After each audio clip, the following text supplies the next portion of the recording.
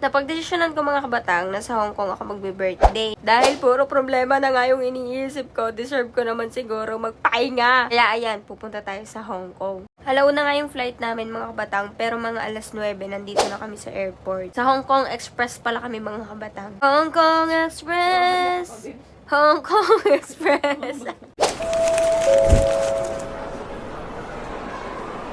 Hindi na ako nakapag-video mga kabatang sa aeroplano dahil natulog na ho ako. Yung ganamang alauna, di kay antok na antok nun. Last stress na ho tayo nakarating din mga kabatang, didadaan pa tayo sa immigration. Pagkatapos mga kabatang sa immigration, kinuha lang namin yung maleta namin dito. Grabe! Ang haba ng pila sa immigration nila. Alam nyo ba mga kabatang, alas 3 pa yung check-in namin doon sa hotel na nabook namin. Tapos mga alas 5 pa lang to. Sa tingin mo, anong gagawin mo sa airport ang alas 5? Yan, meron na tayong cash. Bibil na tayo ng umagahan. Gutom na kami.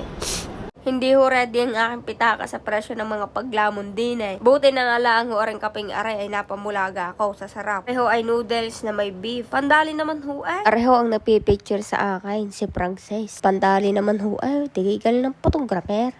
Uy, ang ganda ng kuha mo. Follow nyo ako sa Instagram para makita nyo yung mga picture ko.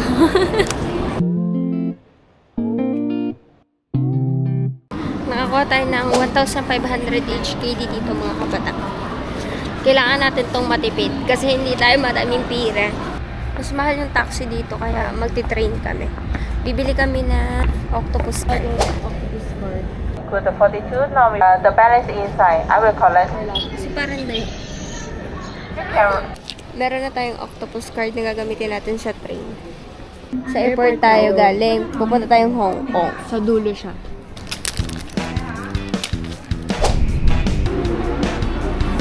Uy, ang ganda!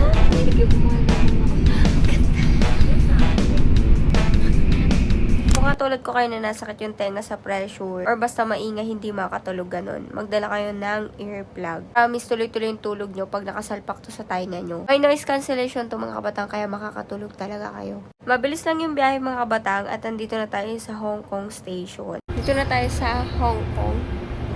Tapos, exit na tayo. Tumatay ako. Walang pine. Oh. Tumai ako. Sumakit na po kakaiwang ng tissue. Hindi parang natatanggal ng igit. Hindi ako sanay mag-CR nang walang tubig. Pupupunta kayo dito. Magdala ko ng portable bidet. Diyos ko po, Rode. Pwede naman lakadin yung hotel mga kabatang kaso nag-taxi na lang kami kasi sobrang lakas ng ulan. Sa ganitong pagkakataon, hindi tayo pwede magtipid kasi mababasa yung mga gamit natin.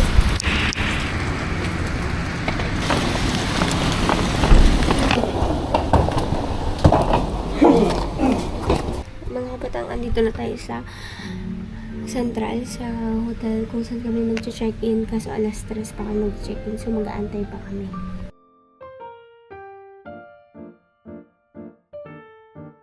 Ayan mga batang, kakatapos lang tumila ng ulan.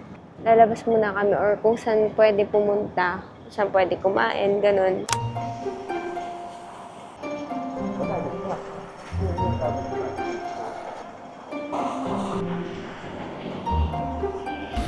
Kinakamay ba yan? Makakatikim na ako ng authentic na ganyan. Tikman natin. Yan loob niya.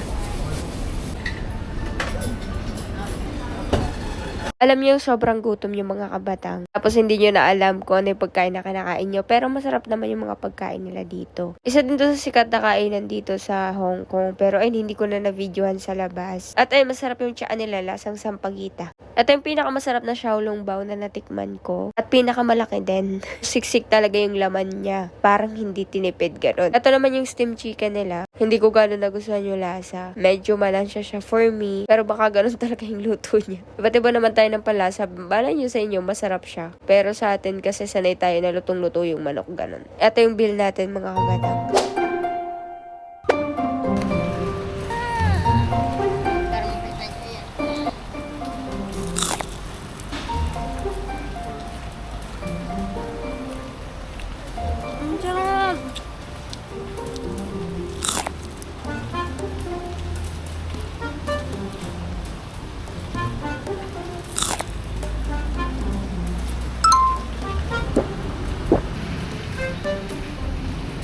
Ay, nakapag-change outfit na ang mga babaita. Ulan pala sa labas mga kabatang. Sa mga hindi nakakakilala sa kasama ko, siya ay si Frogses, ang prinsesa ng mga palagka. Charot. Kung nagtatanong kayo anong camera ang gamit ko, action cam. Madali to kahit mabagsak, kahit umulan, pwede nyong dalhin. At yung biyabit ko dito mga kabatang para kahit papano madali tayong makakapag-vlog. Wag na kayo magreklamo, please lang! Mga kabatang nagugutom na ho kami, kaya kami kakain muna. Alam niyo, hindi na lang akong camera. Ara na lang, napag umulan hindi na mababasa ang aking camera. Sabi ko sa inyo, pag walang kain, nagkakakaltog na. Yung daanan dito, napaka-walkable. Hindi kayo tatamad din maglakad. Tingnan nyo, may daanan talaga para sa tao. Hindi yung sasakyan na. Ito sa tao. Yan. Madali lang. Nagpicture lang ako dito mga kabatang. Alam niyo na ba na isa sa mga hilig ko ay magpicture ng kung ano-ano. Ito yung mga sample shots natin. Wala kami nakitang fried rice mga batang, pero nakita kami ng parang sanggip ganun. Dito na lang tayo kakain. Order na tayo mga kabatang. Tapos babalik na tayo ng hotel kasi maaga tayo bukas sa Disneyland. Asan? Ito yung asahi nila. Tikman natin.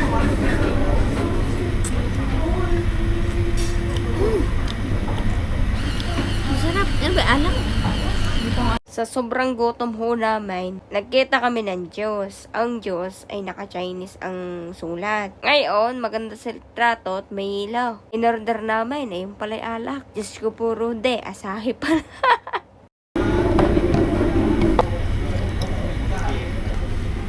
Aking iniinom mga kabatang ay hindi katugma ang lasa ng sparkling water na sinasabi ko. Kahit papano na may magbabaray kaya alam ang lasa ng alak ay akin hong sinart. Tar, which is a Japanese alcoholic drink. Yeah. Mga kabatang, ang sarap ng alak dito sa Hong Kong. Ito, Asahi.